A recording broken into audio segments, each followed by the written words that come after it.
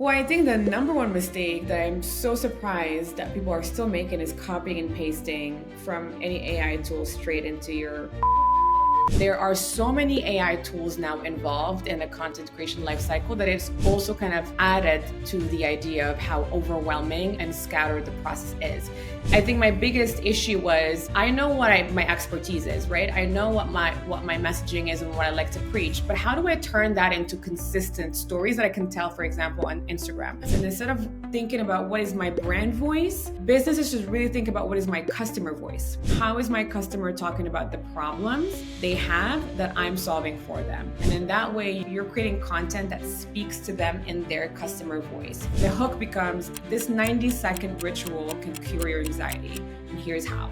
The difference between just those two titles for a video was night and day. It was about a 200% increase in engagement from the same content, but told differently. With just one prompt, you get 30 days of hook-based, emotionally resonant content across the platforms that you've selected with just one simple prompt or one core idea that you add to Vocable. You can't really rely on versatile chatbots to give you the best output because you want almost purpose-built and specialized tools that have been trained on.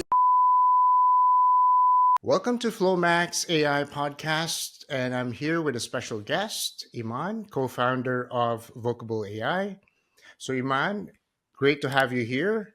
I've been following your work with Vocable AI, and I'm excited to really dive into how you're helping creators and coaches simplify content with AI. So let's jump in. Yeah, well, thank you for having me. First of all, I'm really excited to be part of your podcast and have this conversation. And I appreciate your support too, as well, on all things Vocable AI. Yes, thank you. Thank you. Likewise, likewise.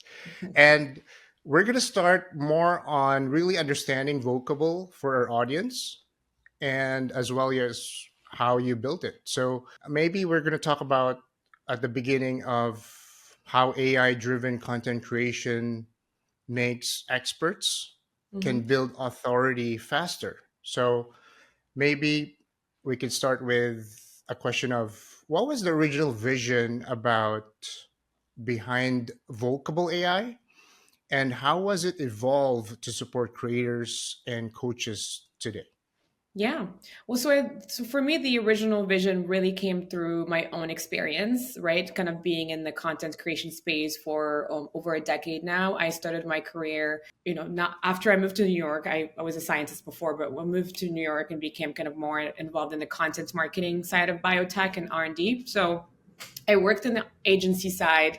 I worked as part of bigger teams, kind of managing content creation for bigger brands. Then I went on to launch my own startup in the content creation space called Sway at the time. So I had to manage, an editorial team, a lot of writers, contributors, content strategists. And then, that's when I started kind of looking into all these pain points and issues around how scattered and overwhelming the content creation and the content lifecycle really is if you take a look at that, especially across different channels. And so for me, the vision behind Vocable stemmed from my own bottlenecks and pain points when I was scaling my own content creation team.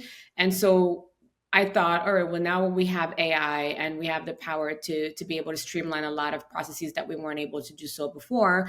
How can we really integrate AI into the workflow of content creation, not just as an AI, as a tool to generate the content itself, but rather how do we look at the content creation lifecycle, right? From ideation and research all the way to publishing and monitoring performance, and then understand how AI can streamline that content lifecycle across different channels and really taking care of the mundane grunt work that goes into the brainstorming part, the planning part, the editing part, the content creation part. So really the how do we integrate AI across the entire content lifecycle versus just as using it as a tool to generate the content itself. And so when we first kind of set out to build Vocable, the idea was really focusing on knowledge-based content creators or coaches or small businesses who are very under resourced. They don't have a bigger team kind of managing content across different channels.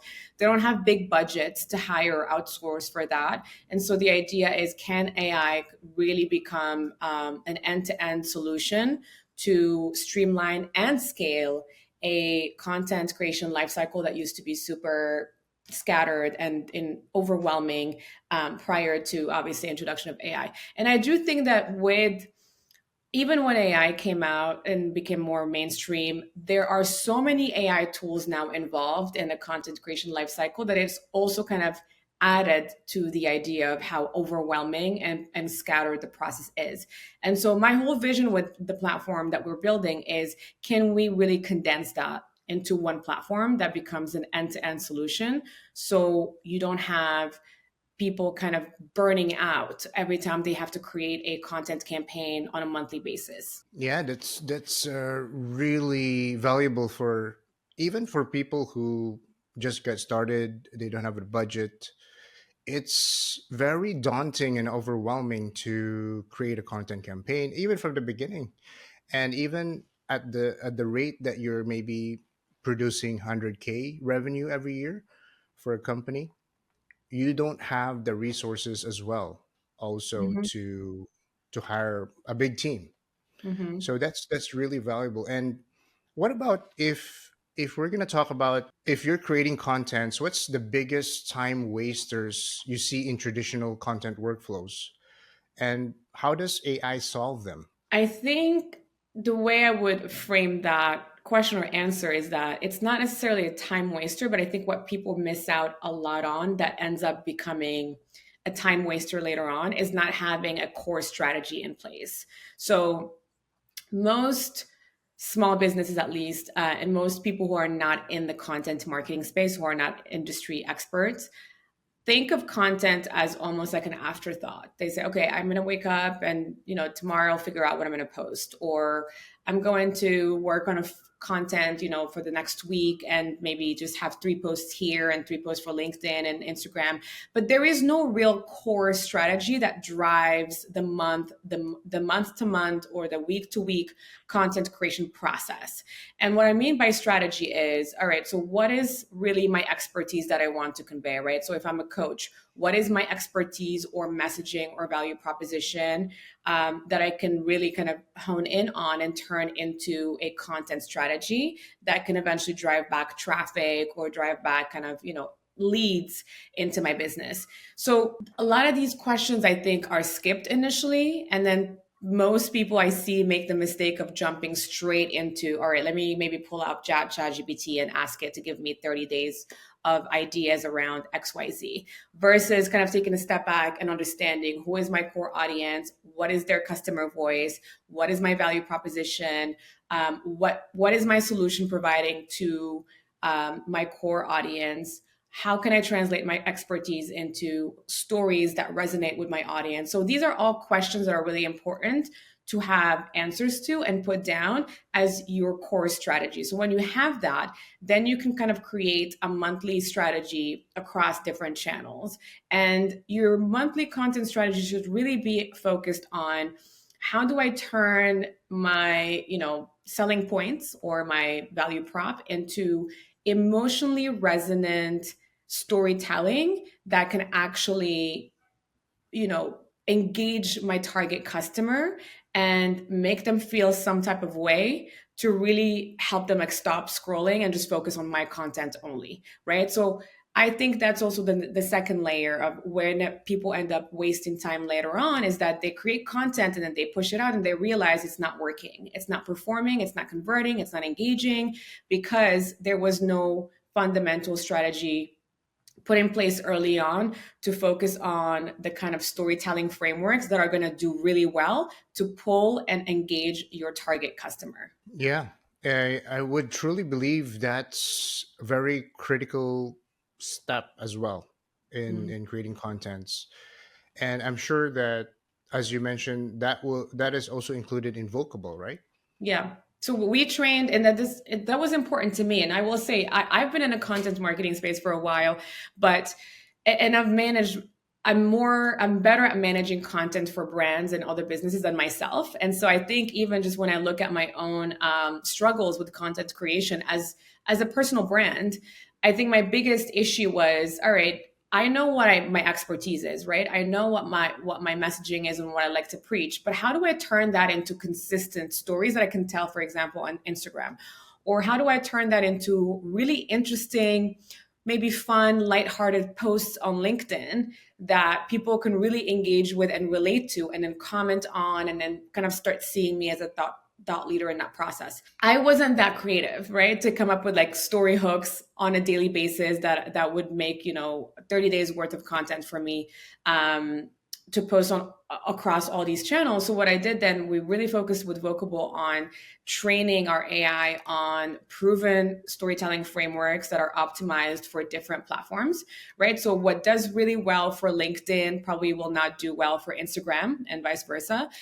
Same thing with like even email subject lines, right? There's a very specific formula in art to writing hooks and writing stories and writing email subject lines or even blog headlines that are actually going to resonate with your target audience. And that's what we wanted Vocable to really stand out in. As opposed to if you use, for example, ChatGPT or even Claude or other versatile AI tools, a lot of the time the content you will get in return is somewhat, I wouldn't say generic, but really kind of boring sounding, right? It doesn't excite you. At least that was my experience. I would, for example, put in, okay, I want to create content around AI agents, right? And it would just give me kind of ideas around, okay, what are the benefits of AI agents? Or very kind of like educational content, which is good, but it wasn't anything that I thought people would be like, oh, that's interesting. I need to stop scrolling and watch this video more of, or like I need to read this entire post.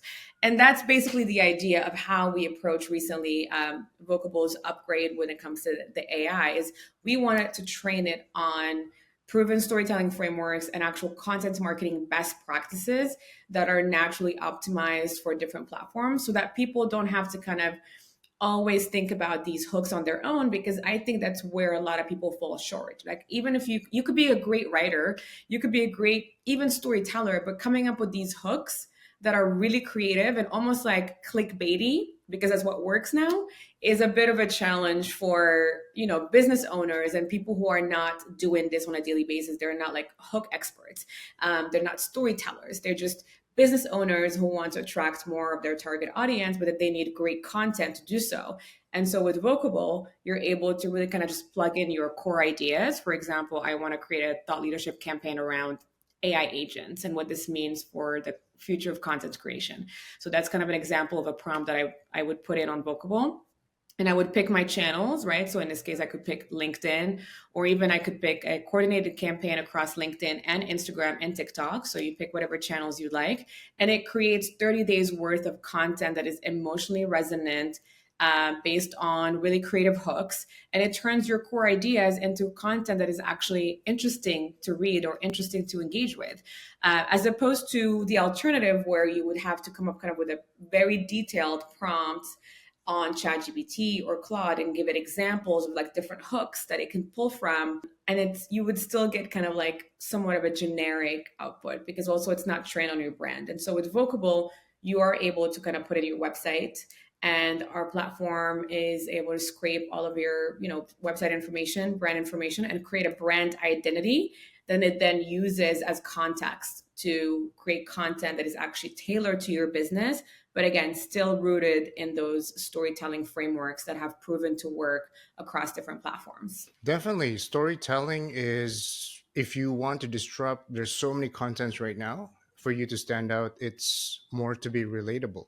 And Mhm. storytelling is one of them. And as you said, like it's very difficult to do it in a consistent basis to just get a hook. Hook right now is the most critical component of any content, right? So Yeah. even if it's an email, even if it's a title of a blog post, even if it's a video, audio, the hook is really the critical component as well. And Yeah. not to even mention the content Yeah, of as course. well, And when you right? have a good hook and a good angle, if some people call it a hook, some people call it angle.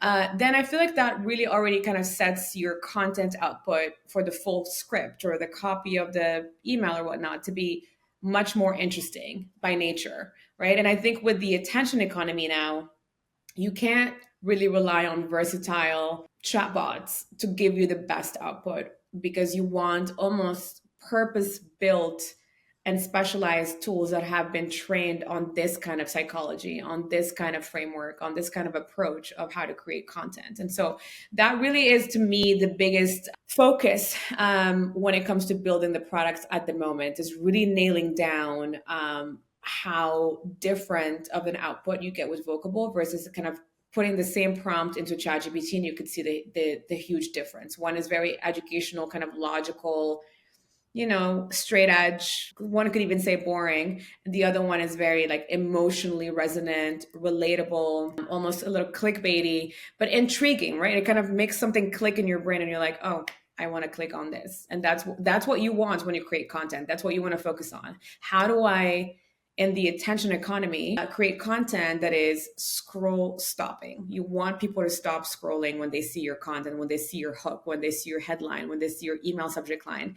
And that's kind of the biggest focus for me as far as how do we really stand out as a product in comparison to a very saturated market of AI writing tools or AI content tools. You're making me more intrigued about Vocable more to really go Mhm. deeper. So let's just say you mentioned about a little bit of a clear picture of how Vocable could help content creators or business owners.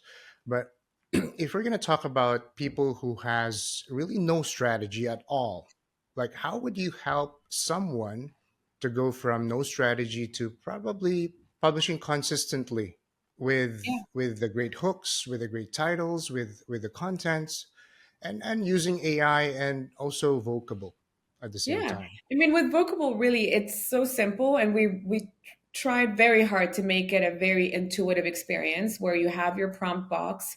And then at that point, you can really kind of almost brain dump, right? So some people can just share a core idea or maybe a few ideas on that prompt and then pick their channels, and then it gives you a full content kind of strategy for the entire campaign for 30 days. So with just one prompt you get 30 days of hook based, emotionally resonant content across the platforms that you've selected with just one simple prompt or one core idea that you add to Vocable.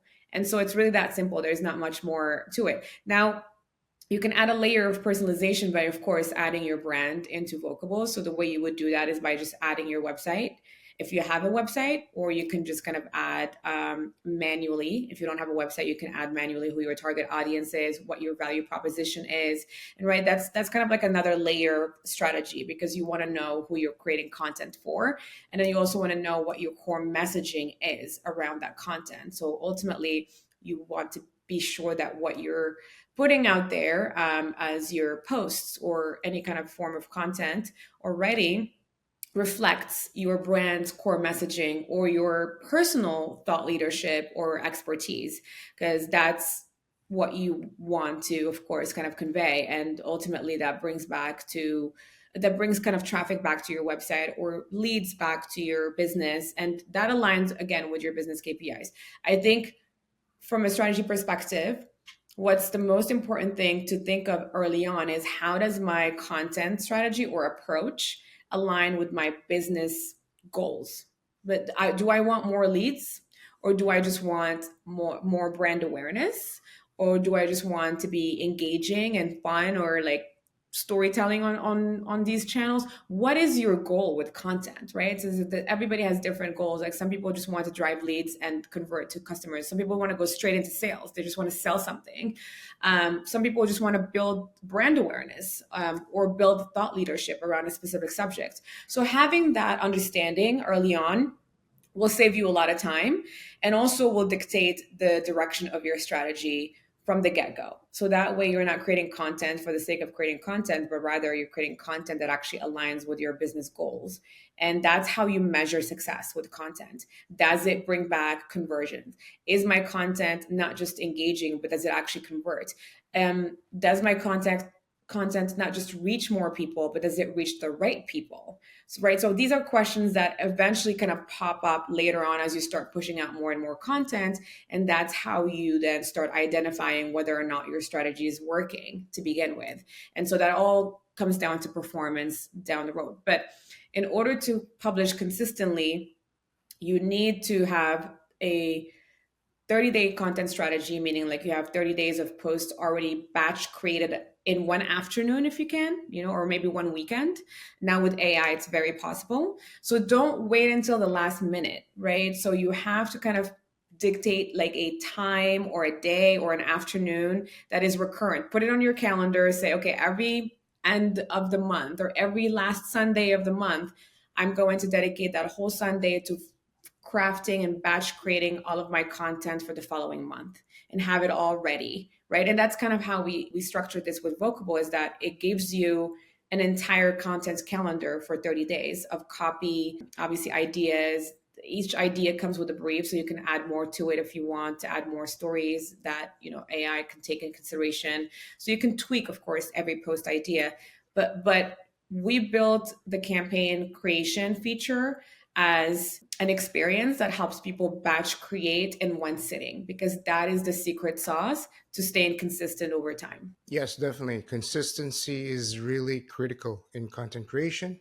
I would say in everything that you do in any business, Mhm. consistency is always something critical. And I believe from just getting what you have shared, and I got a takeaway just by now, like the core goal of your campaign, like that has to be identified at the beginning. And also, once you get that, you will also have a core strategy to be formed. And as you mentioned, like as you create more contents, you will be more creative. You will have more things that you could also implement in your campaign. It's a And cycle. So, yeah. it's a cycle. And maybe if we want to touch base on that, like, do you know, like, how would you guide your clients in terms of, because maybe most of the entrepreneurs, they will think about, I'm not sure if I'm doing brand awareness, am I doing this for conversions or for lead Mhm. generation? Like, how would you or Vocable be able to help your clients with that clarity? Well, I think that clarity really comes down to knowing where you are in the stages of your business. So, some people are creating content, but they don't necessarily have anything to sell, right? So at that point, I would say your strategy is going to be based on brand awareness. If you're just building a brand, if you just want more followers or more, reach or more traffic, but you're not necessarily pushing a specific product or selling a course or selling, software or anything, you're just educating people, then that would probably be more brand awareness. Now, if let's say you have launched a new product, or in the case of coaches, for example, they launched a lot of digital products or courses. So if you just launched a course and you want to make sure that it obviously that it succeeds and you're driving traffic and conversions and leads to potentially sell that course, then at that point your strategy is going to be based on sales conversion. So you want to create content that actually converts. So, and hopefully by then, so just to backtrack, you can go from not being known to running sales campaigns and hope that it works, because you need some kind of brand awareness at that point, right? So you need top of funnel content. You need people to know who you are. You need to educate people. People need to know that you are a credible source of information, that you are a thought leader in the space, and that they trust you to buy whatever you're selling. So that's top of funnel, and that's usually what brand awareness is about. So when you are starting with your business, that's typically what the kind of content that you focus on tends to be, because you're new in the market. Let's say now you're a well-known established thought leader or coach in your space, and people already know who you are, but now you just launched a course and you just want to focus on sales campaigns only, then that's like bottom of funnel. So you really want to create content that always has a CTA at the end, call to action. And that call to action is probably, hey, join my wait list, or buy my course, etc. So your content is going to be focused on why should people buy that product? Why should people become customers? And so you again, it depends on where you are in a cycle and what your primary goal is for the following month or 2 months or 3 months of content that you're creating. For example, when I launched, obviously, Vocable, for me, before we launched Vocable, I was very active on content, especially on LinkedIn. And just at that point, I was just doing thought leadership content. So a lot of my strategy was revolving around brand awareness because people didn't know what Vocable was. It wasn't even out yet, it wasn't in the market.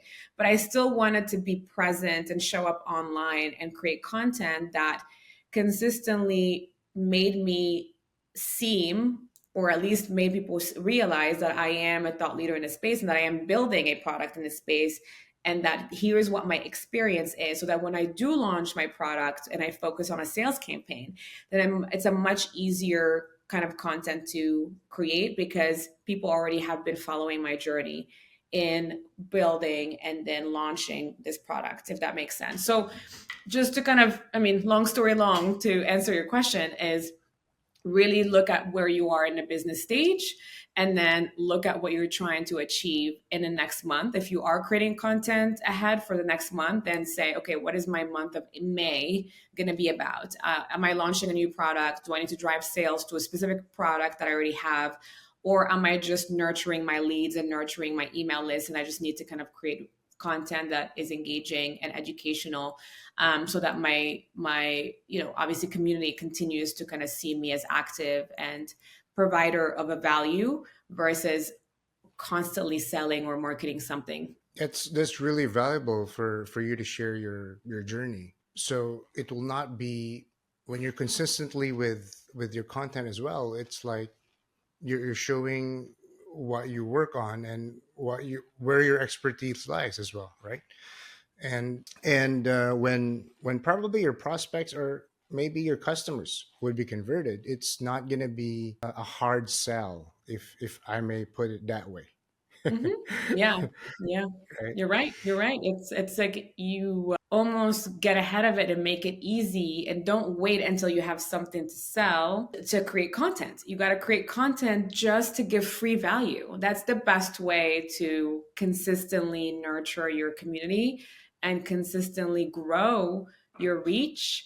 And then also positioning yourself as a credible source that is not constantly like selling, selling, selling, but rather, I'm here to provide value. And oh, and by the way, if you want to learn more, I also happen to have this course, right? So you always lead with value. You get people to want to really listen to what you have to say and also see value in it, right? So you can't just say nothing, but you have to really teach people something new or change their perspective on a concept, or maybe introduce a new methodology or approach to your teaching. So there has to be a little bit of a flavor that makes you unique, as far as what your content is about or expertise is about. And then the more you push that content and you continue to show up consistently online across different platforms and tell the right stories, it becomes easier to then promote anything you launch in your business, with any kind of content that you create, because it doesn't come across as like, oh, I'm just trying to sell something now, let me create content only when I need to sell something.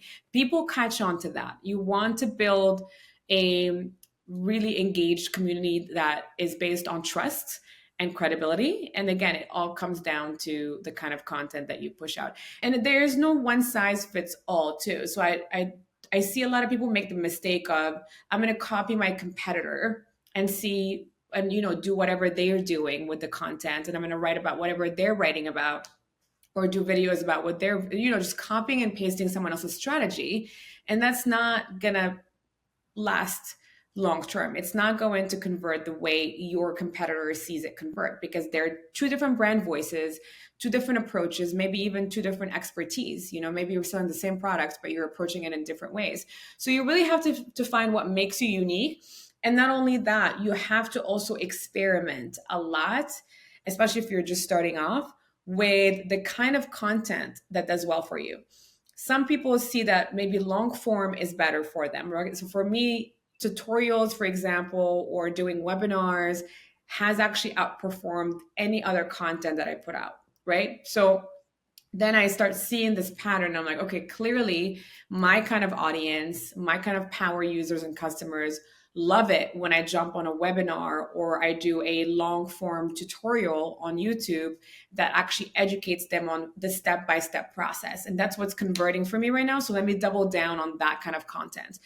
And then I can always take that content and repurpose it to some other short form, or do some short form content to drive traffic to the long form that actually performs really well for us. So that is also another really important element when you're thinking about strategy. And because again, it evolves, right? So the first strategy that you come up with for month one is probably going to be different than the strategy that you come up with for month five, because hopefully between month one and month five, you have really looked at your performance.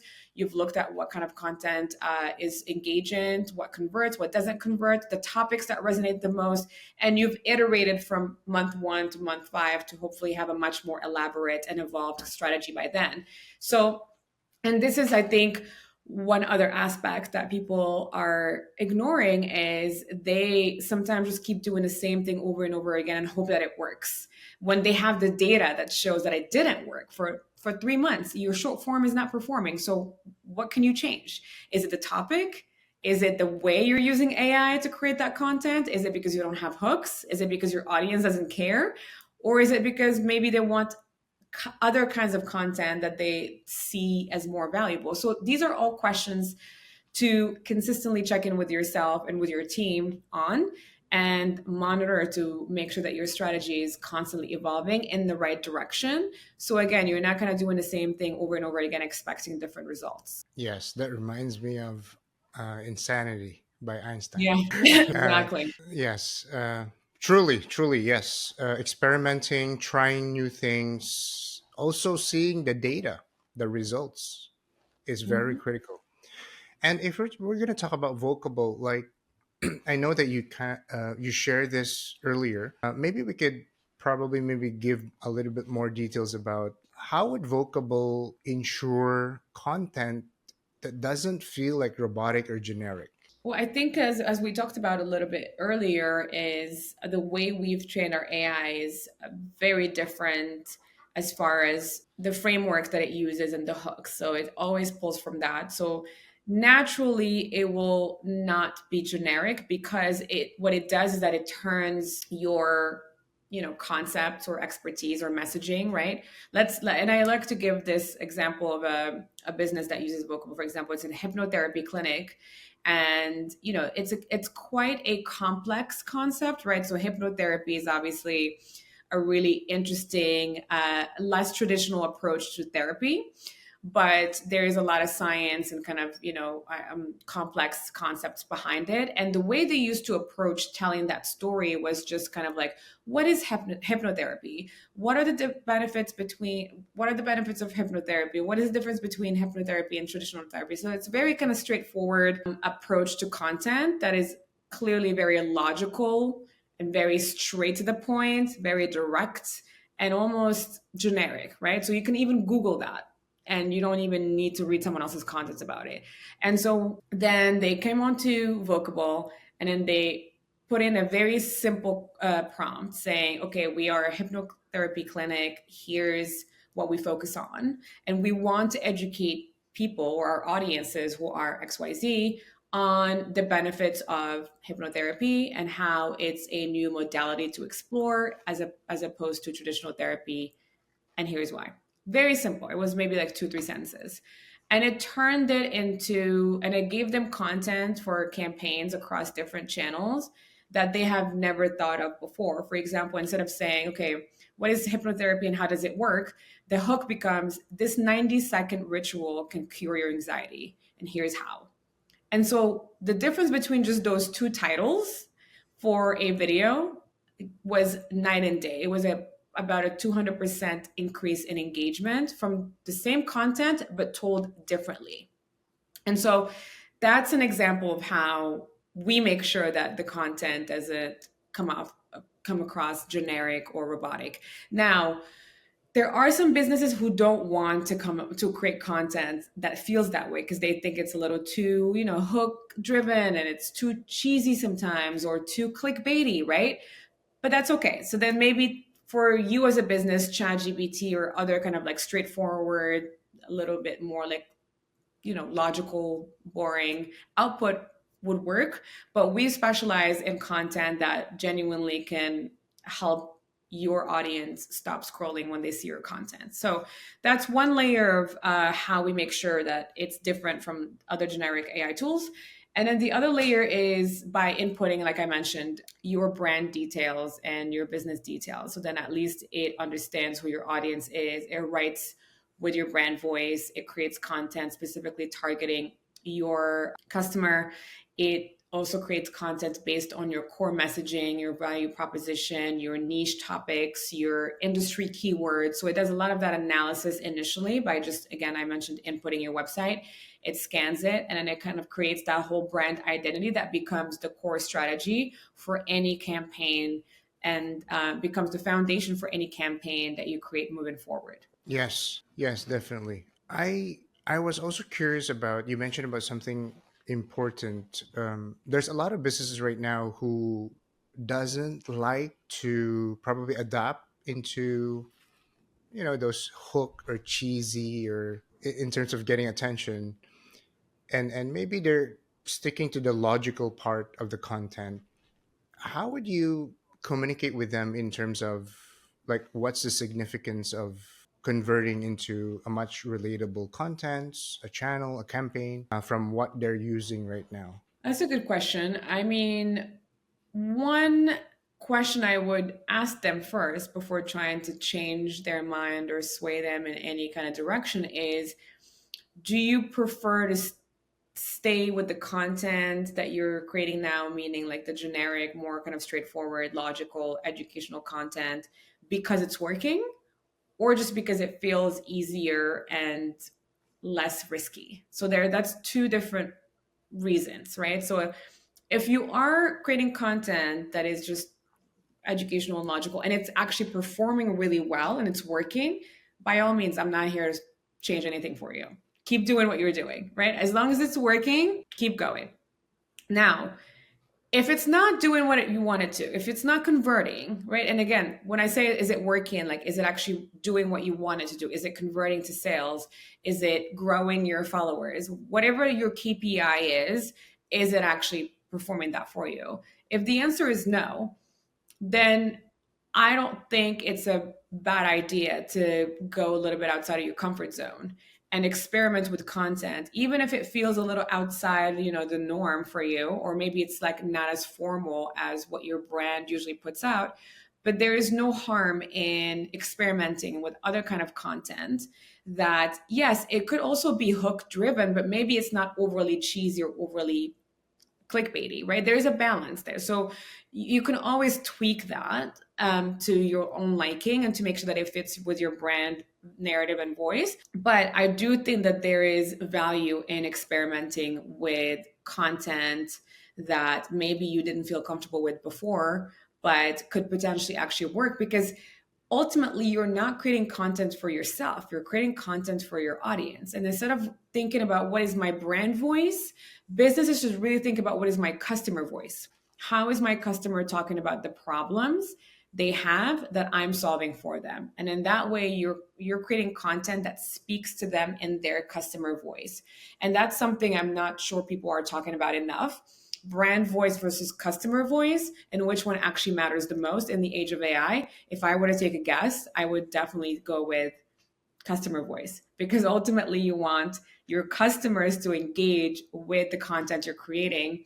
And that's the whole reason you're creating content. So I think having these kind of serious and honest conversations with yourself as a business owner, or with your content marketing team, or with your agency, if that's who you're working with, and just really sitting down and brainstorming in that aspect, right? Don't even worry about the content yet, but just kind of look into, am I actually experimenting enough? Am I testing out different messaging? Am I testing out different types of hooks and content approaches, and seeing which one actually works before I commit my entire content strategy to that type of content? If the answer is no, then you need to start doing that, because in the age of AI now, it's so easy to create content these days. So that's why creating the right content for the right audience is now becoming the most important, I would say, KPI. Not creating content. It's, can I create the right content for the right audience and build the right trust for the right audience. And that's a whole entire different strategy and approach when you start thinking that way. I fully agree. Creating contents right now, we have less resistance to create contents. We have the tools, we have probably, it could be as fast that we could create contents. There's even tools right now that you can repurpose your contents, which is Right. even much more faster. So Mhm. you're right. It's more about really how you can stand out, how you can connect with your audience, and also the right audience for your brand. So Iman, let's go to a much more branding perspective in the AI era, and probably we're going to talk about more about how AI can help you stand out and scale. So maybe let's go with a one curious question about what role does content play in the modern brand building, especially for service-based businesses. I think content is probably the entire foundation for service based businesses because a lot of the time these businesses rely on content and optimize content specifically for people to find them. So you want to be found. You want to be able to attract your audience. You want to be able to not always rely on outbound marketing, but rather inbound marketing. That's really what kind of distinguishes between long-term, sustainable, profitable businesses and then the ones that are constantly chasing new customers, constantly trying to send cold emails and cold sales calls is creating content. You want to be found. That is the ultimate, I would say, indication that your business is growing and that you have built a very strong foundation for sustainability is people being able to find your website, find your profile, or find you and come to you to ask about your services. I think that's what every service based business dream is, right? But it all starts with content. How are people going to find you if you're not out there showing up in places where people are looking for you? So, thinking about first of all, where does my customer spend the most time online? Obviously, where do they engage the most? Is it short form social channels? Is it through emails? Are they watching long form YouTube educational videos? So where do they spend the most time in? And then how can I create content that caters to that specific platform where they spend most of their time, right? So not every service based business is good for short form. You know, some service based business are crushing it with just SEO and long form blogs because people look up, oh, what do I, where, how can I find, I don't know, like a interior design, business or agency in New York or something of that sort. And then your website hopefully pops up or your content pops up or where can I find the best, sofas or whatever. People are looking for these questions all the time on Google. So how can you create content where every time your customer looks for your service, your content pops up? Because that's how you will get found. And when they read your content, they see value in it, they're like, oh, maybe I will reach out to this business to then do what I need them to do. Or maybe they can become my dentist or my clinical therapist or whatever it is. So that's one of the most important ways to actually grow your business as a service based business is content because you can be found and you don't constantly need to be chasing new customers.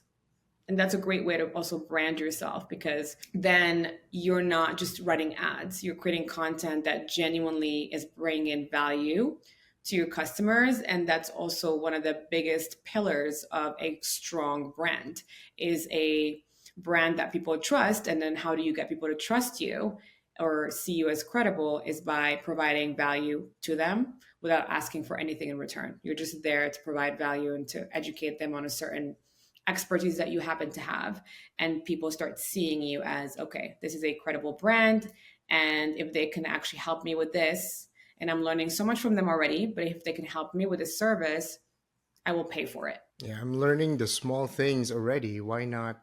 How much more if I'm going to get the Mhm. service, right? So, Mhm.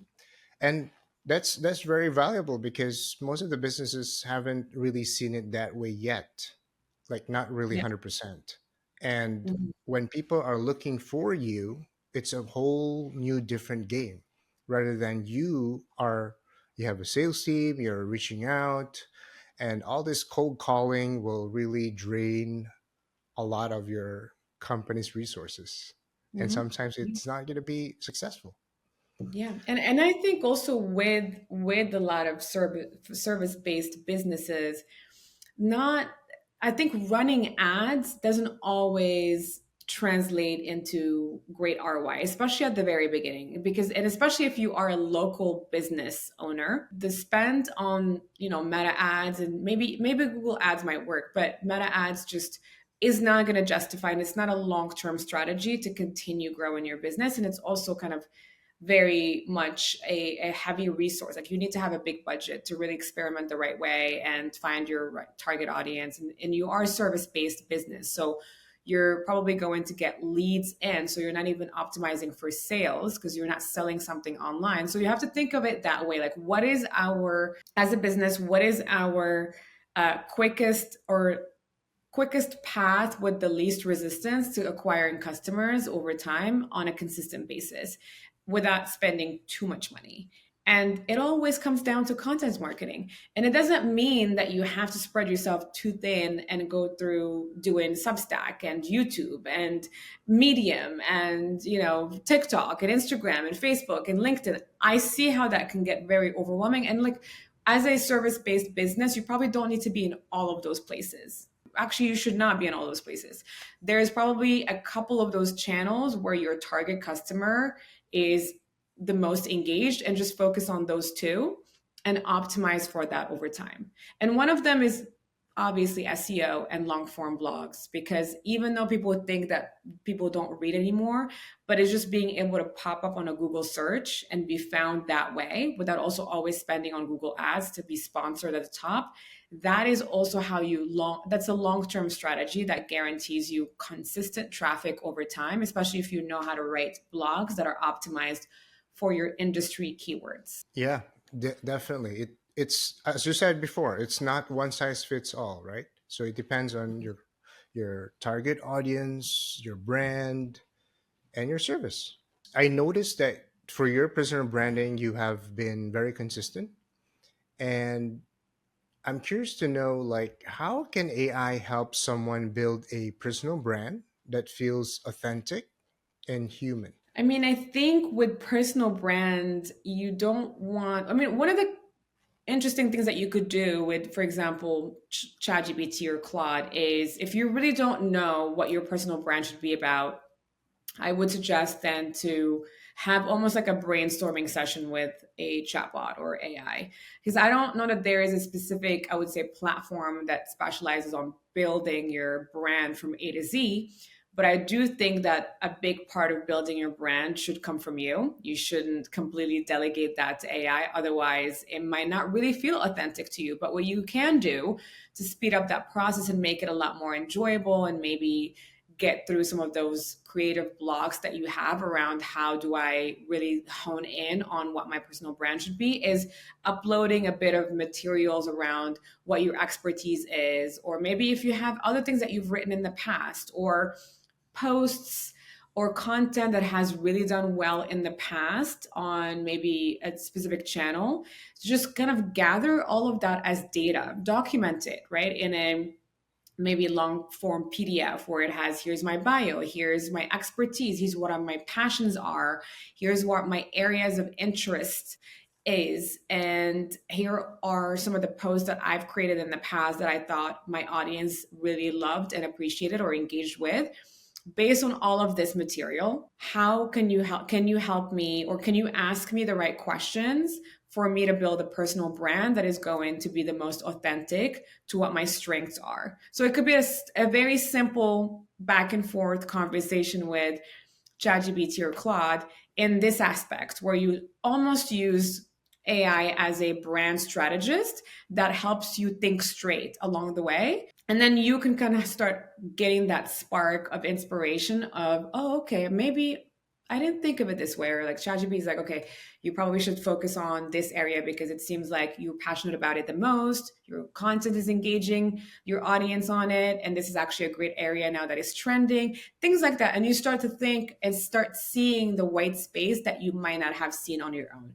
I would say that would probably be the first step I would use AI for when it comes to branding. And then as you start kind of building on that conversation, right, and get your brand strategy kind of put together, and even towards the end of that conversation, you can then ask ChatGPT to, based on all the conversation, create a brand strategy for you and then lay it all out. Like, where do I get started?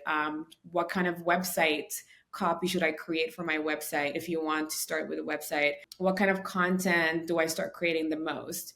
And then maybe get like 3 high level content pillars that you can focus on for the next 3 to 6 months to build your content around and build your brand around, so that you can start experimenting with it. And AI is very good at this, very good at like thinking strategy and putting things in place. And then you can then bring your human touch to it. Of course, at that point, branding is also about visuals. So do you want to do more video? Are you good with video versus writing? Like, for example, I don't necessarily like video content. I don't like filming myself. I don't like being in videos, but I will do a great blog post. I love writing, and that's why I love doing LinkedIn posts, because I love telling stories. I love sitting down and actually like taking time to write. So you as a human will know these things. ChatGPT cannot tell you you'll be great at video because it doesn't know you. I mean, you could tell it, I don't like video, or I prefer writing. But my point is the visual aspect of the brand and how you want to approach your content, the colors you want to choose, all that is going to be up to you. Hopefully that's what you bring to the table as the human in the loop. But at least you have kind of a blueprint strategy to get started with by just having a simple brand strategy conversation with ChatGPT. Yeah, that's a very huge help for you to just brainstorm with ChatGPT. It speeds the process of, I would say, amplifying your strengths as a person, and Mhm. from there, that is just being a human or being authentic Yeah. from your contents. And you definitely And don't want to make the mistake to delegate so much to AI that it just becomes so outside of your realm and it becomes so foreign to you because it was all recommended by AI. So it no longer is you anymore.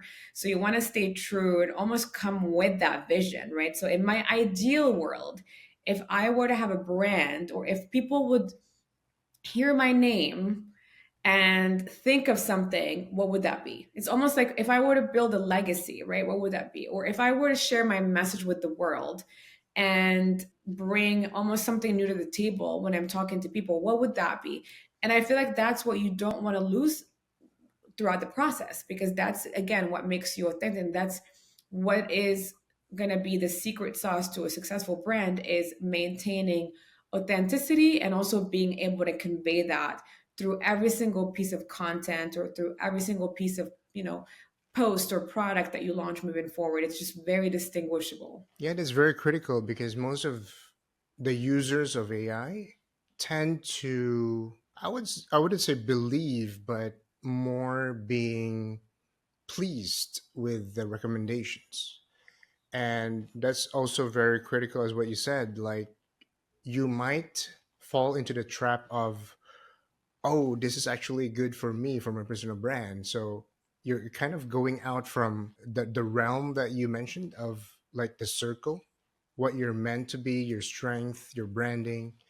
And that's a critical trap to fall into. And it's good that you share that because it just confirms a lot of things with a lot of our audiences too. When they are looking for their personal brand, they're building their own brand. It's not rocket science, but it's also not a straightforward journey to look into. Mhm. And sometimes we tend to rely on AI, but having that limitation, that fence, not to go over there, it's also very critical so that we don't Yeah, get lost into the the illusion or maybe the fantasy that we will be exactly. led into. You're right. All right, and what mistakes do you see like coaches and founders make when trying to probably like an AI fi their content and branding. That means, how do they use AI to just fully use AI in their content and branding, other than what we have talked about earlier? The mistakes that they're making. Yes, the biggest mistakes. Well, I think the number one mistake that I'm so surprised that people are still making is copying and pasting from AI, any AI tool straight into your platforms and not even thinking about editing a single word or line from the output. You'd be surprised how many people I've seen make this mistake and over again, and they're just nonchalant, which then kind of brings me back to my initial point of that's when you know someone is not really invested in the idea of creating successful content necessarily, but just creating content and getting it over with. So that's your number one mistake. If that's how you're going to be approaching AI, I'm sorry, content, or using AI to create content, I think it might be a quick fix at the beginning, and it might feel like, oh, I just hacked the system, but you will find very quickly that it's not a sustainable strategy. So using AI as a tool, there's a reason why I mean, it sounds cliche at this point because like everybody's saying that, AI should not replace humans. It should be used as a tool. We hear that everywhere. But now I'm realizing why we still hear that. And it's become so cliche because people are still not applying that, and they're just trying to find a quick fix and like putting a band-aid on a problem and on like a bleeding wound, and then hoping that it's going to stop the bleeding forever. And it's not really a great way to, I think, start your journey with AI content creation, because I think ultimately it will get to a point where you will start thinking that it doesn't work, and then you're just going to give up all around on AI and content because you're not really getting the results you're wanting. So instead of thinking of AI in the context of how can I just use it to create a quick post and copy and paste that, it's better to think of it as how can I use AI to streamline a process or create a system for myself, right? And that means you could stack up a different tools. But what is my current process when it comes to content creation? Can I audit that and then see where AI can fit in so that I build a system that is repeatable and scalable and that almost runs on automation after a few trial and error, after I kind of do it, a couple of months, and then I can just automate that. That is the best way to incorporate AI, is by building AI powered systems so that you can avoid that burnout, but also you can still scale and repeat your content creation process over and over again without burning out. But that still involves the human in the loop. So that this does not mean that you're just going to put everything on automated and you're going to go to sleep and then check on it like 30 days later. You have to make sure that when you're batch creating, you're also batch editing. So when you're creating copy, whether it's for a landing page or a post, or even just emails at this point, make sure that you are actually reading what you're getting, because copying and pasting that is now becoming so easy to detect. And I'm not talking about AI detectors, I'm talking about people reading content. I can now tell when someone has not read any of the output that they got from ChatGPT or any other AI tool, and they just posted it as it is. It's just very obvious because the language is obvious. No matter how great your prompt is, there's always going to be that hint of AI. So I think we also have to now condition ourselves as humans and practice in the age of AI to be great editors as humans. Like that probably should be your main job at this point. How can I be the best creative director from like a graphics and imagery and video, or how can I be the best editor? Because that is what's going to make good content greater, especially if you use AI. And I think people are getting lazier in that aspect. That's true. Yeah, people are getting lazier. Yeah, I believe so. I truly agree with the being the editor or maybe the creative director of whatever your content may be. And I think, in my opinion, a lot of things that AI couldn't replace is the creativity of us humans on how we could instill the human, I would say, the human flavor Yeah. in some of the works that we do. Hmm. So right now, let's go into like how AI can help maybe define and attract your dream clients? Because these are also critical things. Like you were talking about the right audience, but we're also thinking about like how do we nail this thing? So you mentioned about maybe dream client avatars. How does Vocable support someone in discovering or redefining theirs? So we don't have a audience feature as of yet, at least. It's just part of kind of the website scan and the brand identity. So it's kind of one pillar, one part of the output there. But what I do typically advise people to do is do some research through Perplexity. And the reason why is because it's a great tool to scan a lot of forums and social platforms and hubs like Quora, Reddit, because to me, that's kind of where I do a lot of my audience research because I do want to, I have an idea. I mean, most businesses and most brands have an idea of who they're targeting, right, for as customers. But where Perplexity can come in hand is by looking at what this target customer is asking on these forums when it comes to the pain points that you're solving. So for example, I love using, obviously I loved using Perplexity to understand what are the main pain points people have right now, especially small businesses have right now with using AI tools for writing or for content creation. So I would basically create a simple prompt on Perplexity to do a research across all these different, obviously across search engines and across forums. You can also even opt in for academic research papers and whatnot if you're doing, research, audience research for something more kind of in depth and scientific. But obviously, in my case, that wasn't necessary. But just kind of opting in for searching forums, Quora, Reddit, and then also search engines and see what people are asking about when it comes to AI content creation and what are those pain points and bottlenecks that people are still encountering.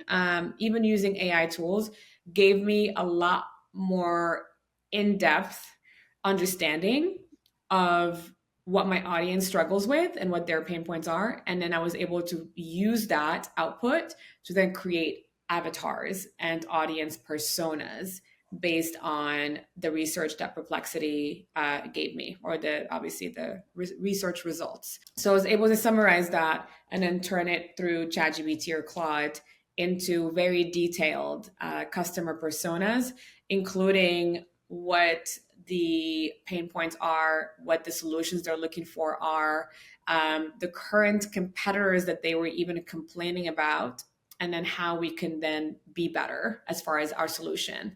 And so you want to use a lot of that information then to craft your brand messaging, because then that means now you know exactly what people are asking about and what answers they're seeking. And then you can incorporate that into not only your brand messaging, but then you can incorporate that into the content that you post. And now you're speaking directly the language of your target customer and you're solving their pain points. So the sale is going to be a lot easier to make than having to create this like demand generation, right? So you have to basically almost educate your customers on the issue you're solving for them and that they have a problem. You don't want to go down that route. It's an uphill battle. You want to already know what people are looking for as far as solutions and then provide that solution for them in the language that they're asking about it. It's that simple. And so Perplexity is amazing with that. It's especially as far as the results and the research go, and then using that research output to then craft very detailed customer personas with, who they are, all that stuff. Then using that as a way to craft your brand messaging and your content that you post. Wow, you've covered probably a lot just for dream client avatars. I know we did mention about answer the public, like it's more about the keywords. Would you, aside from forums, would you think Perplexity is also the right tool for that, or do you have some other strategies? For answer the public, I mean, I don't think that I really found a lot of value with answer the public just because I feel it's somewhat one, it's more for the technical SEO persona, which I'm not. I don't come from SEO background or anything. I'm more kind of like storyteller, content marketer, brand builder. So it was a little tough for me to really find it valuable. I definitely have tried as kind of like a last resort if I couldn't find anything on Quora or Reddit, or even there are other kind of extensions now that you can download, Google Chrome extensions that you can download to start seeing like the top most engaging questions on forums when it comes to your industry niche keywords. But I would say for Answer the Public, I think you could definitely bypass that by even just using, like I mentioned, Perplexity, but also even using ChatGPT and with certain prompts and certain GPTs that were built specifically for forum research. But again, I don't think I have a lot of the experience you probably are looking for when it comes to Answer the Public, because it's not a tool that I have found valuable from my perspective. I think there are other ones, even at Neil Patel's tool, I think it's called Uber Search or something. I used that a lot more before than I used Answer the Public.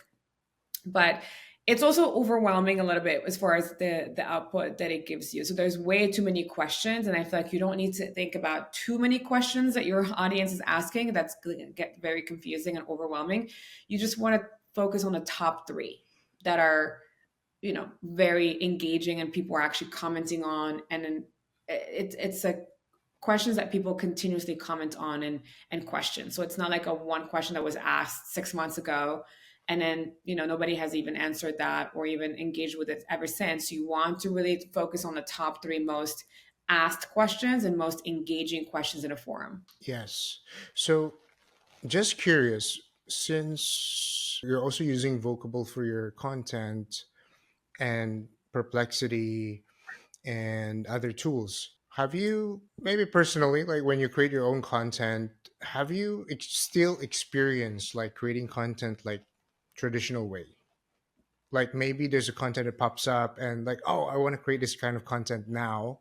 It seems something that I really want to do. Have you experienced that lately? And what's the experience in comparison to use tools? Yes, I have to answer that. I have experienced that and I experience that all the time. And I think most people should not let go of that kind of on the go inspiration that you get last minute. That's actually what you should definitely focus on, because you have AI that has created a lot of the other stuff that is more evergreen, that is in your kind of like back end. So that way, when you do come across any inspiration, or maybe you have a great conversation with someone, you're like, oh, that I just got an idea. Maybe I should post about this. At least you have the capacity and bandwidth to do that. Now, it doesn't mean that you don't have to use AI for that. So I still do that, but then if I have a thought or an inspiration, and if it's a one-off quick post, then I would just either come up with it on my own, of course, and if it's not too hard, especially like if it's based on a personal experience, I would just go on whatever platform it is and I would just write it up and then push it out. Or if it's a video that I thought about recording, then of course I just get on my phone and then do a video and Instagram story or whatnot, and then I share that message and then I go off with my day. If it's a more elaborate thought around a content strategy that I thought, for example, okay, recently I'm like, oh, I think we should definitely talk about the power of AI systems versus AI content creation. And that's kind of more of a whole core idea. And it's not a one post. I think that could be a selection of multiple posts or even a series. At that point, I just went straight into Vocable and I added that into the prompt and I got 30 days worth of content ideas that follow that same kind of thought and inspiration that I got. So it depends on what the type of post is. But I will say, yes, of course, I think if anything, I get excited when I have moments where I feel like, oh, I don't even need to go through AI for this. I'm just going to open my app, my LinkedIn post or my Instagram story, and I'm just going to free flow, like freestyle it. And it feels good because I'm like, okay, I still got it. I don't have to rely on AI to come up with all the ideas in the script and then do all this preparation in the back end and then prompt this and prompt that. It feels more natural. And I think it also balances out any other AI powered content that I have planned, ahead. So you want to have a little bit of a balance and mix of both. You definitely don't want to shy out from go in like being spontaneous and impulsive about posting something that just kind of came to you in the moment, or even commenting on other people. I think it's content. Sometimes I think one of the coolest ways to add to your engagement and content creation without having to reinvent the wheel is look at what other people are talking about. Look at what other people's posts are on your feed and repost it with your own thoughts. And now it's a great way to engage with that person that obviously you're following, and you find value in their post. They see it, they appreciate it, and then you're also now not having to start from scratch. You're almost pigging back off of a post that is performing well already, and you're adding your perspective to it. And I think a lot of people don't think about that is enough, where they always feel like they have to create original content all the time, when there is so much content out there that is being posted by other like-minded thought leaders that probably think the same way as you and maybe specialize in the same kind of content as you. And all you have to do is take that opportunity and run with it, and then repost it and create a new set of content from that, which you probably couldn't have thought of before even using AI. So that's another kind of layer, again, of content marketing, is how do you use other people's content to build up on yours? I like that piggyback, leveraging other people's contents. So let's go deeper into probably in traditional marketing and AI powered content. Maybe which one works best, and probably we could talk about, like, what's your perspectives about the difference between inbound and outbound content strategies in the AI era? Well, my specialty in my area of interest, at least, is always been inbound. So I tend, and also maybe because of the nature of the product that I build and the businesses that I have, they're not necessarily companies or services or products that rely heavily on outbound sales or outbound outreach, which of course there's a whole now market for that. And there's so many great tools like Apollo, like Seamless AI. So there's a lot of great tools now that use AI to make it so easy to find your target customers on said platform, to personalize each email or each message or even each content post that you want to send to this whole list of potential customers and prospects that you've acquired now through just by doing AI research. So it definitely there's so many platforms, like I mentioned, Apollo and Ample Market is another one, a Seamless AI is another one, that have made it so easy to carry out massive outbound campaigns, and making them even more personalized down to what the person or the prospect has posted recently on their own channels. So that is really interesting. To me, again, you have to know if this is going to work for your business. For my products, it was very hard to kind of engage people with outbound emails or outbound messages on LinkedIn. What we've seen worked for us is just people seeing our content or seeing our webinars that are free. So offering free knowledge, free education through content, and then having people opt in on their own, and then using that as an opportunity to engage them, nurture them, and tell them more about our expertise, our services, and our platform. So you have to test out. And I'm not saying I didn't test out, but I tested out Apollo, I tested out Seamless. I always had kind of like, at least at this stage, I thought, okay, maybe we are ready for outbound marketing strategy. I was wrong. We definitely carried a lot of campaigns. We had very, very little results in comparison to the campaigns we carried out using inbound strategies. And the biggest inbound strategy for us, and I think in this day and age that has worked for a lot of even coaches, and you see this very popular now on social media, is free webinars. So you really come up with a great session that you can provide a lot of free knowledge and value to for your audience, and then you can put ads behind that as well, because it's easier acquisition because it's free. So you're getting a lot of leads kind of coming through. So it doesn't cost a lot to acquire the leads. And now you're funneling in all these potential leads and customers into this webinar that is going to be packed with value.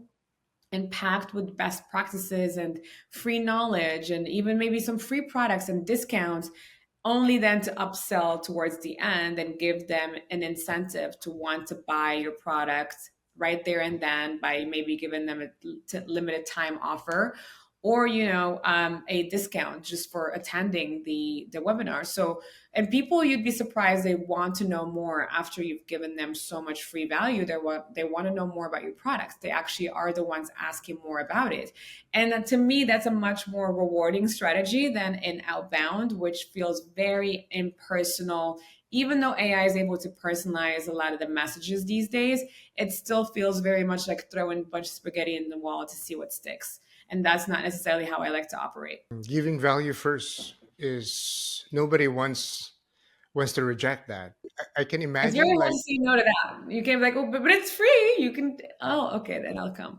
But if you like send a message around, and look, you could still do the same thing with outbound too. A lot of people are using outbound to send, free ebooks, for example, or free even invites to free webinars. So there's two ways of doing it. Again, and if it works for you for your type of niche, and I think there are certain markets and verticals where this works really well, but there are other markets where it just becomes noisy and people are not really buying into it. But I do think with LinkedIn, for example, and email, just so saturated these days, and I get so many of these messages on my LinkedIn that are outbound that now I just don't check any messages on LinkedIn at all because it's just become extremely cluttering. And I don't see value in a lot of it. It's just very, very much like salesy.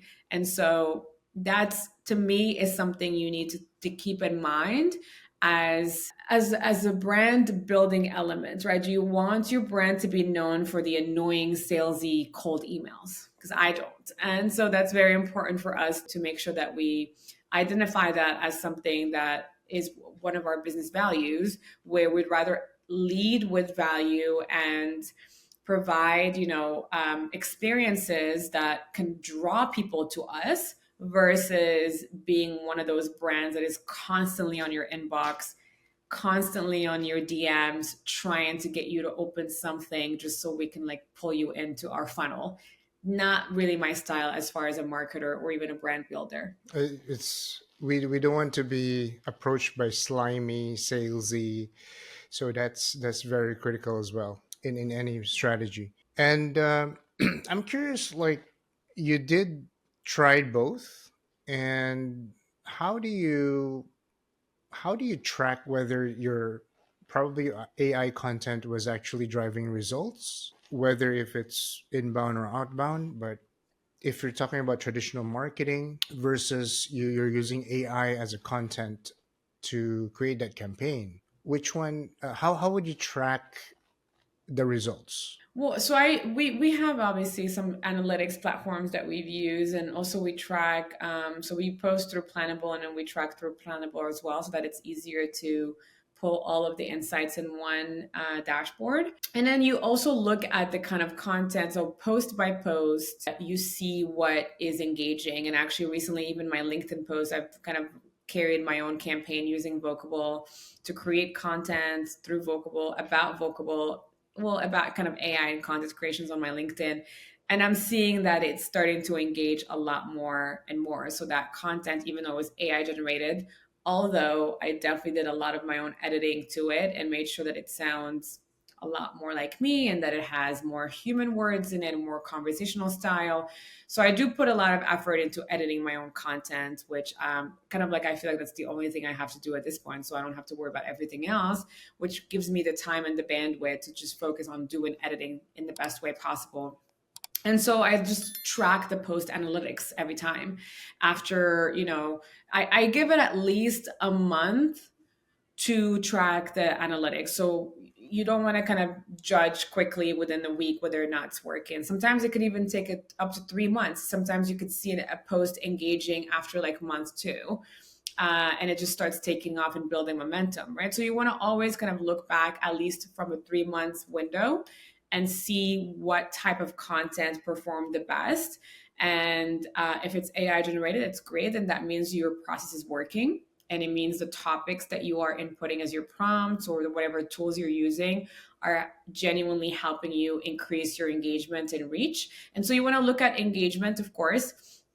To me, reach is okay. It's not really the biggest indicator of success because it doesn't always translate to high end conversion or engagement. So for me, the most important thing is that I'm creating content that people feel they can comment on or be part of that discussion, or prompts them to also respond in some type of way, ask a question or give their own opinion about, what I posted. That to me means you are creating high converting, high engaging content. Reach, you can create shitty content that is entertaining and you can reach a lot of people. That's also the concept behind being viral.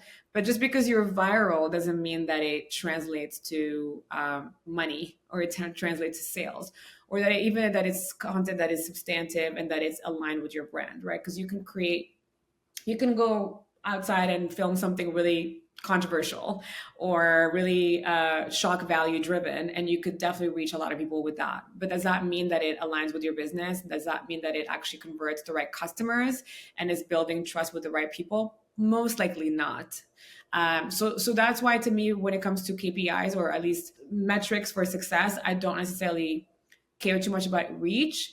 I look more at engagement, and then I look more at conversion in the sense of, does this post or did this post lead to maybe new email signups? And you can use UTMs for that, right? So, or does this post lead to like new webinar signups, or maybe even new customers, new trials started on our platform, or new followers, new comments. So what is the action that this content led to, and is it actually now aligned with where we see our business going? Is it actually contributing to the growth of the business? So you want to track those specific metrics for your content. And of course, every platform comes with their own analytics dashboard. So you want to make sure that you take a look at that on a daily basis, become obsessed with it at the very beginning, because that's really how you start seeing whether or not what you're doing is working. And then the quicker you get in the habit of becoming data driven as far as, okay, how do I plan for my next month's content, the quicker you will get to the secret sauce that actually works for you. Because I think when it comes to AI and content creation, it's not the same for everybody. What is working for me as far as how I use AI to create content does not probably work for you immediately. So you want to find your own way of using AI to create content that converts ultimately. And so you can, of course, experiment with all of this stuff that we talk about today. You can experiment with what others are doing and teaching on YouTube, because everybody's like approaching it differently. So you can kind of educate yourself on how others are using it, or what are the different ways of approaching AI and content creation, and then take what resonates for you and apply it and learn from it, and then go back and iterate. Same thing with content anyways. Yeah, exactly. Exactly. The valuable thing that I got from there was, if views are not translated to probably success, Mm-hmm. because as long if it moves the needle, maybe it's going to be the next step. Maybe it's an email subscription, maybe it's a webinar, maybe it's getting Vocable as a subscription or a trial or whatever.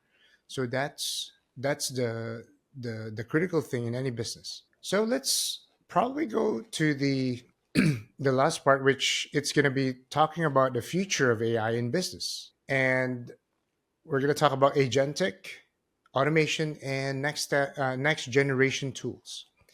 So you mentioned about agentic AI previously when we had a conversation.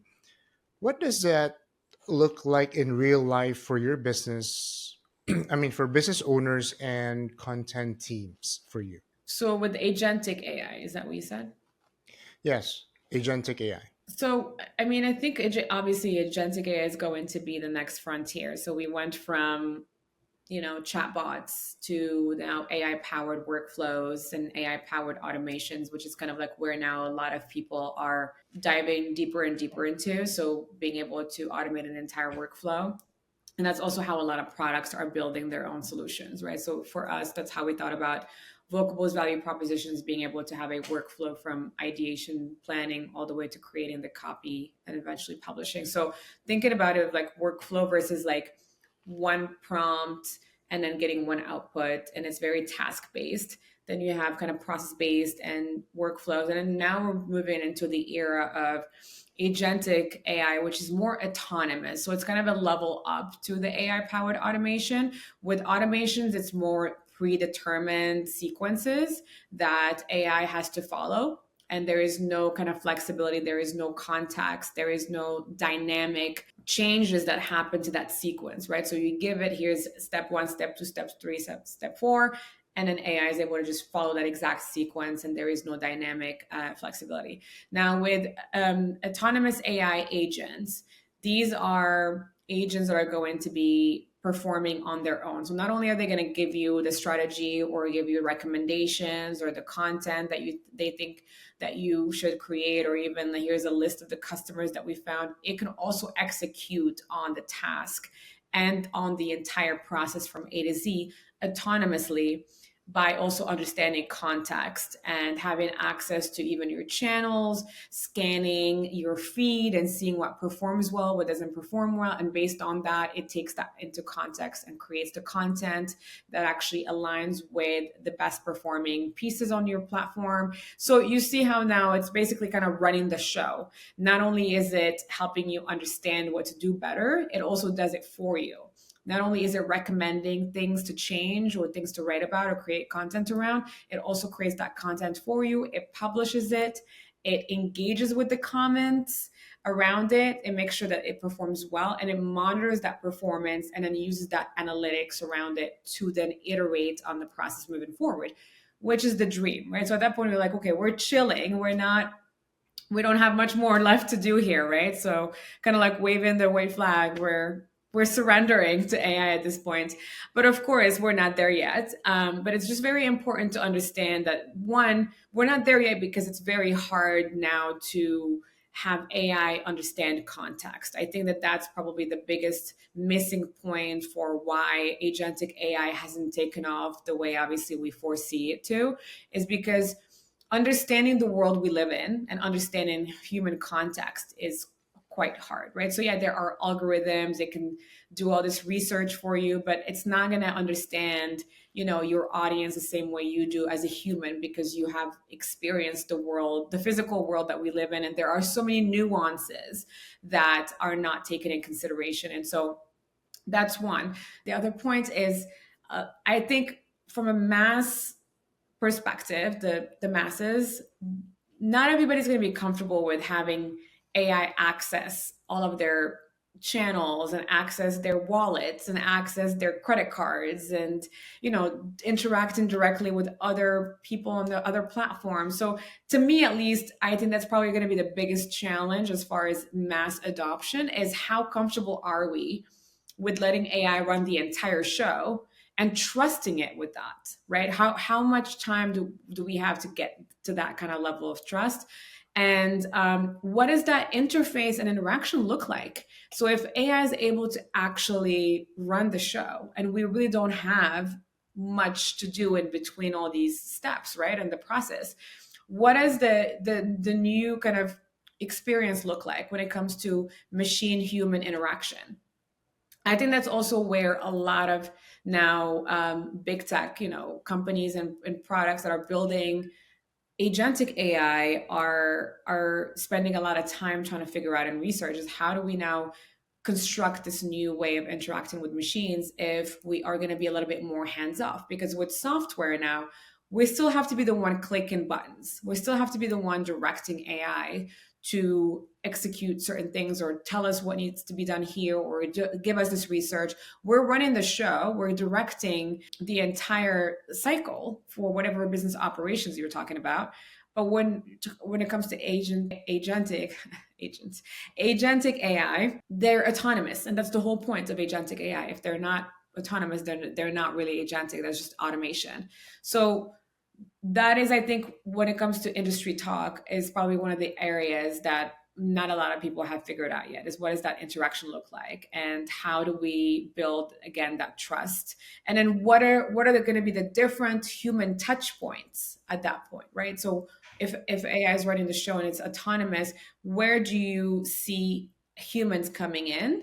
And is that something that could be also customizable to businesses, right? So, for example, the agents that we're thinking now, we're experimenting with and building with Vocable is we want to make sure that we give our users the option to not have the agents publish into their channels if they don't feel comfortable with that. So maybe some users could say, look, I'm happy with AI running the show from planning and brainstorming and creating the content all the way to even editing and optimizing. But then at that point, that's where my human touch point has to come. And unless there is human approval before there, or human consent to like having AI publish directly to my channels, then it should not be a go. So being able to customize this interaction with knowing how autonomous you want your agents to be versus how much human touch point you want involved is an interesting kind of also area that we're exploring even as we're building our own agents. Because when we have done some research with our own customers, most people said they're not comfortable with having AI log into their channels and then posting on their behalf. They want to see what's being posted and they want to approve it first. They want to make their edits first before they let it run the show. So it's an interesting, I think, frontier that is going to 100% change things even more. I feel like obviously AI has definitely shaken a lot of worlds and transformed every single workflow, every single business function that we know of. But with agentic being in full fling, like it's going to 100% take things to the next level as far as transforming the way we do business and then the way we also interact with machines. Yeah, definitely. And what do you think is the next wave of AI will do for content creation and marketing automation? Well, I think it's going to automate things even more. So it's going to be more of an autonomous process. And I think it's also going to now level the playing field for a lot of businesses because you don't have to have marketing expertise anymore. You also don't have to have a big budget. You don't have to have a big team running the show because these AI agents are going to be fully trained on marketing domain expertise, fully trained on the best marketing campaign. So that's already the expertise you need. And it's going to now give you access to the same level of expertise as other bigger brands that have a lot of resources. Now, the question is, of course, how affordable are they going to be, right? Is this going to be something accessible to everyone, just like ChatGPT was? Also, one of the things and one of the skills now we're going to be talking about is how do we learn how to build our own AI agents? The same way we had to learn prompt engineering, the same way we had to learn how to interact with AI chatbots and how to build out AI automations. Now we have to think about, okay, what are the skills needed in order for every business owner or every employee or every individual to build their own AI agents across the board for whatever functions they're trying to automate. And it could be just from even building your own AI travel agent, right? So if I want to just start booking my trips in a much more efficient way and I don't need a personal assistant to help me with that, or having to go through Google flights and doing all this research, can I just build my own AI agent in a very quick, customizable way, give it access to my, calendar and even my wallet, my credit card, and then they can just know that, okay, at this day I have to fly to Dubai for this conference. I need a flight to be booked, and now my AI agent is on top of it. They look up the best flights, the best itinerary based on my preferences. They look at my calendar to make sure when I can fly and when I can come back. They lock that in, they book the flight, they pay for it, they add it to my calendar, they send me the confirmation. So all of this stuff we can be able to automate very, very soon, not in a just simple automation workflow, but rather having an AI agent purposely handle that over and over again moving forward, almost like a virtual assistant would do, but it's just a machine. Yeah, currently if you don't have an assistant, you'll be doing it yourself. And if you have an assistant, it's also a payroll, part of a payroll, right? So having Yeah. that agentic workflow is really also critical and helpful in the rapid pace of where we're going. Mhm.